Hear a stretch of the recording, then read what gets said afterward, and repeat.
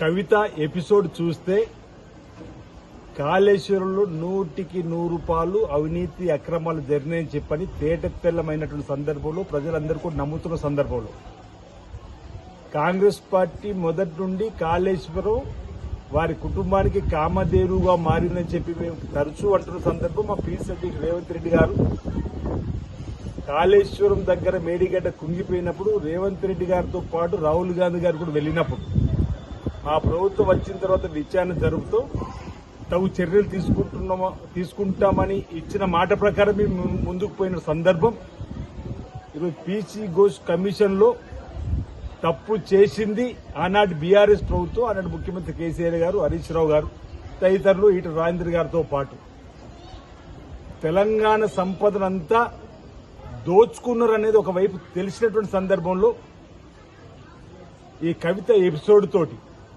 అంటే అవినీతి అక్రమాల సొమ్ములో పంపకాలలో తేడా రావడం వల్లనే ఈ విధంగా కవిత మాట్లాడినటువంటిది ప్రజలు సాధారణ ప్రజలు అనుకుంటున్న సందర్భంలో కవిత గారు ఏదైనా మాట్లాడితేనేమో వెనుక రేవంత్ రెడ్డి గారు ఉన్నారని చెప్పని ఓవైపు బీఆర్ఎస్ నాయకుడు, లేదు కవిత గారు మాట్లాడుతున్నప్పుడు వాళ్ళ వెనుక రేవంత్ రెడ్డి గారు ఉన్నారని చెప్పినటువంటి మాట.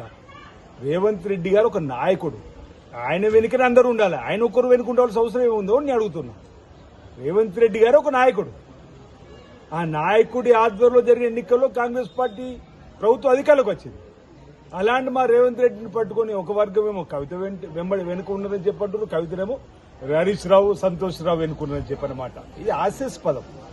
ఇన్ని రోజులు ఆ కుటుంబ సభ్యులు కత్తులు కడుపులో పెట్టుకుని కౌగలించుకున్నట్టుగా ఉంది ఇప్పుడు ఈ రోజు ఈ తీరు చూస్తుంటే. అంటే కాళేశ్వరంలో జరిగినటువంటి అవినీతి సొమ్ములో నా వాటా ఏదని కవిత అడిగిందా, లేదు అవినీతి సొమ్ములో కవితకేమన్నా ఇవ్వలేకపోయినరా? దానివల్ల జరిగినటువంటి తేడాలలోనే ఈరోజు ఆమె మాట్లాడినటువంటి మాటలకి మేము భావిస్తున్నాం తప్ప ముమ్మాటికి కవిత మాటలతోని హరీష్ రావు, సంతోష్ రావుగా పాపంలో భాగం ఉందంటే, అందుకే మొదటిసారి సాగునీటి శాఖ మంత్రులు హరీష్ రావు ఉన్నారు, రెండోసారి లేడు అంటే ఈరోజు కవిత గారు కూడా ఆనాడు అడగాల్సి ఉండే.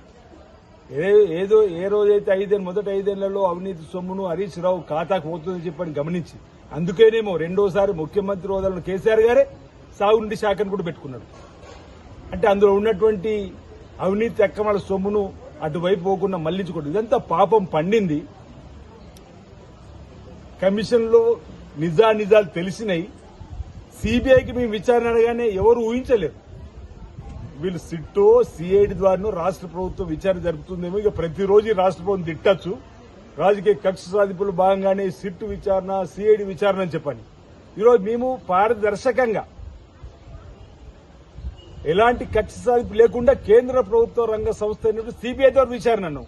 ఇప్పుడు గొంతులో వెలికే పడ్డట్టు అయిపోయింది, అటు బీజేపీకి ఇటు బీఆర్ఎస్.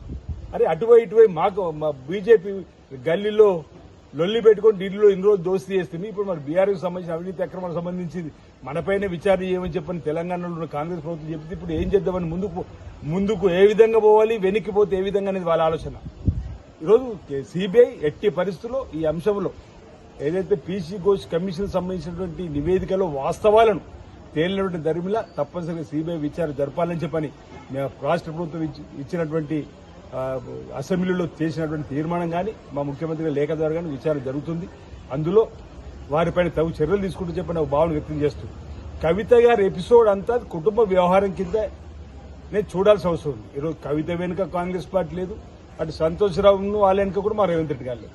ఈరోజు వాళ్ళ కుటుంబంలో అవినీతి అక్రమాల సంపదను సంబంధించినటువంటి పంపకాలలో తేడా రావడం వల్లనే ఈ వారి మధ్యలో వచ్చినటువంటి పొరపచ్చాలుగా భావిస్తున్నాం.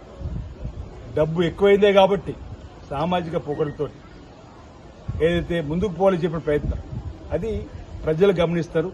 సరే కవిత గారికి కేసీఆర్ గారు లేకపోతే కవిత ఎక్కడదని చెప్పడం వీరంటున్నారు. అసలు కాళేశ్వరం లేకపోతే మీద ఇంత డబ్బు ఎక్కడదని ఇంకో వర్గం వారు అంటున్నారు.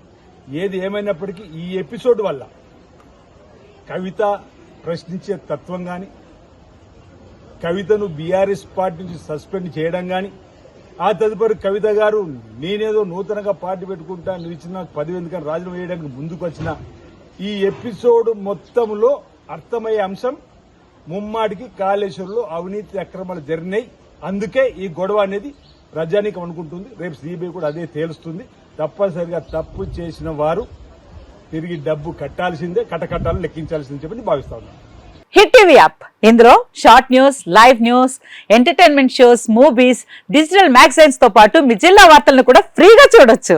ఇంకెందుకు ఆలస్యం, వెంటనే హిట్ టీవీ యాప్ ని డౌన్లోడ్ చేసుకుని ఫ్రీగా ఎంటర్టైన్మెంట్ పొందండి. Hit TV app. Hit TV app. Please download Hit TV app. Hit TV app ని ఫ్రీగా డౌన్లోడ్ చేసుకుని ఎంజాయ్ చేయండి. మీకు నచ్చిన ఎంటర్టైన్మెంట్ కోసం హిట్ టీవీ యాప్ ని ఫ్రీగా డౌన్లోడ్ చేసుకుని ఎంజాయ్ చేయండి. హిట్ టీవీ యాప్ ని డౌన్లోడ్ చేసుకుని ఆస్వాదించండి, ఆశీర్వదించండి. ఇంతమంది సెలబ్రిటీలు హిట్ టీవీ యాప్ ని డౌన్లోడ్ చేసుకోండి అని చెప్తున్నారంటే ఎంత మంచి యాప్ ఆలోచించండి. అమెరికా అమెరికా అమెరికా అమెరికాలో చదవాలనుకునే వాళ్ళకి విశ్వసనీయమైన పేరు మన శౌర్య కన్సల్టెన్సీ. UK లో 1 year masters. UK లో 1 year masters. 2 years work permit up to 5 years visa. Contact Saurya Consultancy. Contact 89851 89851.